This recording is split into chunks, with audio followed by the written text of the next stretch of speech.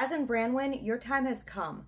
I am going to put a warning on this video. At the end, I will tell you when it's coming. Warning for everything. Animals, kids, all of it. There will be a warning. I will tell you. Chaz, 55 from Kentucky, meets Branwin, who is 40 from Portland. She is serving 3 years for aggravated identity theft, and they met on the infamous inmate dating site. Chaz is a retired Marine and plays in a metal band. He also does tech support, and he has been married 4 times prior. Branwin has never been married. She has been in and out of the prison system her whole life, and she has a daughter whose life she hasn't really been into because she's been in prison. When she's released, they had been dating 2 years. She did meet him once in person when he went to visit her in prison, but he's in Kentucky, she's in Portland. That's kind of a far away. Her release day comes up, he flies up there, and upon waiting for her, he is met by her best friend and her ex. The ex that got her sent to prison, mind you. But Chaz is civil, he keeps it real, it's all right. Branwin gets out. She gave him a box she made. She did woodworking in the prison, and she made him this really nice box. I actually thought it was super thoughtful and super cool that she did that for him. Of course, as usual, the first meetings outside of prison are awkward as heck. You also got her ex there and her best friend, and then she's just meeting Chaz. Oh, did I mention they're about to go get married? Yes, on her prison release day, they plan to get married. So they get matching sweats, change up in a park bathroom, and get married literally 2 hours after her release. It's a ceremony, that's for sure. It was something. She looked like she didn't want to be there. She would have rather been anywhere else, and this dude was so excited. But right after they get married, they have to run and meet up with her PO to get, her parole stuff. The PO says she cannot spend the night with Chaz, so they can't spend their wedding night together. Instead, she has to go to the house that she's paroling in, which is her friend's baby daddy's house. And he's this older guy who has a lot of rules, like Chaz can't stay there, they can't do things in the house. And I respect that. It's this guy's house. He doesn't want that nonsense going on with somebody who just got out of prison. He wants her to stay straight. So, now keep in mind, this is the day they got married. As soon as Chad leaves that apartment, she's on the phone with that errand guy that showed up to her release. There is absolutely no reason in the world to talk to your ex on your wedding day. At all. Especially on the phone that your now husband just bought you a few hours prior. Oh my God, the disrespect is disgusting. So the next day, they go and meet up with Branwin's daughter. She's an adult. She is a spicy dancer. And it was so awkward because she's a really pretty girl. She comes out and she's got a little bralette on. Boobs, just boobs. So they're in the car. He's taking them to get their hair done. So it's Chaz, Branwin, and then the daughter in the middle. And you could tell he was trying to look in his rear view, but also not look at her daughter's open chest. So they go get their hair done and then they meet back up. The 3 of them go to lunch. And again, Chaz is sitting across from the daughter, just trying not to Branwin's getting calls from dudes left and right. It was a very awkward lunch. And the daughter ended up having to pay because Chaz's card got declined, which makes me wonder, how much did these girlies spend on their hair? So he was only there for a week after her release because he had to get home and go to work, and she can't leave because she's on parole there for 4 months, I think it was. He's about to leave. They haven't done it. And she's made every excuse under the sun. She is disgusted by this man. And he's driving her around. He takes her to her friend's house to pick up her stuff. And while he's there, one of her guy friends is there, and Chaz goes in and talks to him. Now, mind you, this guy is tall, tatted face to toes, completely tatted up. And he has the nerve to be like, so, have you and Branwin ever, done stuff? And the guy's I thought he was gonna beat his ass.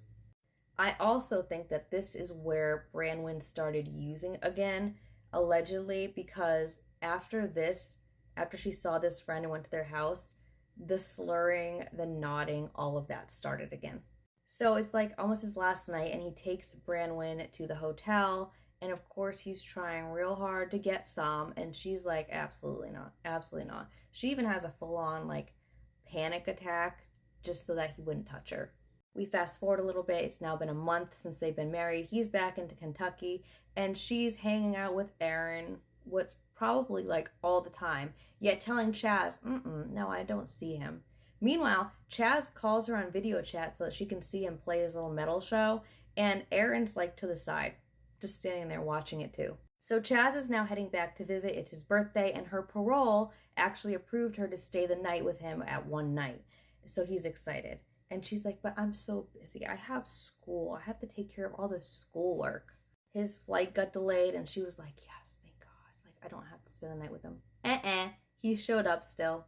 He shows up, and she's with her friends. They set up this little birthday surprise for him. Her and her friends are all just nodding. It was very painful to watch. They take Chaz to a spicy club for his birthday, and she's buying him lap dances and all of that. He's loving it. He had the best time ever. And then the night comes, and they're at the cabin all alone, and she's laying on him, and she's sucking her thumb. And he makes a joke, a crude joke, and that set her off, because then she's like, oh my God, he wants to do it. And then she makes him bring her back to the apartment, because she's like, no. But this just doesn't set right with him. So he's like, Branwin, I am going to stay longer, and we're going to work this out. She's like, no, please leave. Like, you're supposed to be going home. Leave me alone. I have so much school to do. And he's like, it's fine. Take your schoolwork and come do it at the hotel with me. So she breaks her schoolwork and goes to the hotel. And she's like, Chaz, I'm so bogged down. Like, leave me alone. Let me do my schoolwork. And he's like over her, holding her and stuff. And then finally she breaks. She's like, fine. I'm going to put everything aside, close my eyes, and let's do this. So he finally gets it, and he's thrilled. She's laying in bed like this. And he's like, you know what? I changed my mind. I'm going to stay even longer. Oh, that set her off. She's like, absolutely not. Oh my God, go away. And he's like, takes his ring off. He's all dramatic. He's crying. And she's like, oh my God. So she tries to like soothe him with lies. Then he gets a text from her friend saying, you need to check on your wife.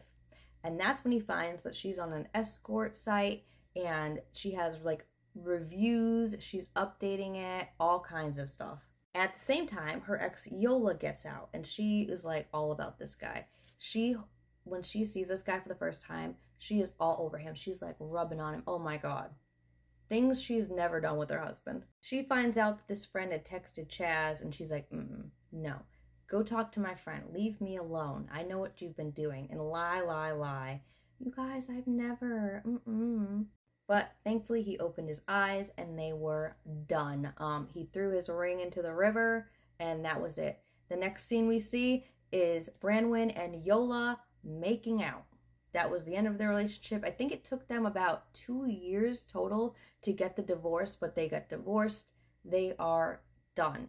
It was very painful to watch her the whole time, just completely under the influence. I don't even know how she filmed what she filmed. And we're going to go to the current, and please, this is where I'm warning you, if you are easily disturbed, skip this. Chaz is now private online, and that is due to the fact of allegations that came out. And this is where I'm going to put the warning in about what Chaz has been up to.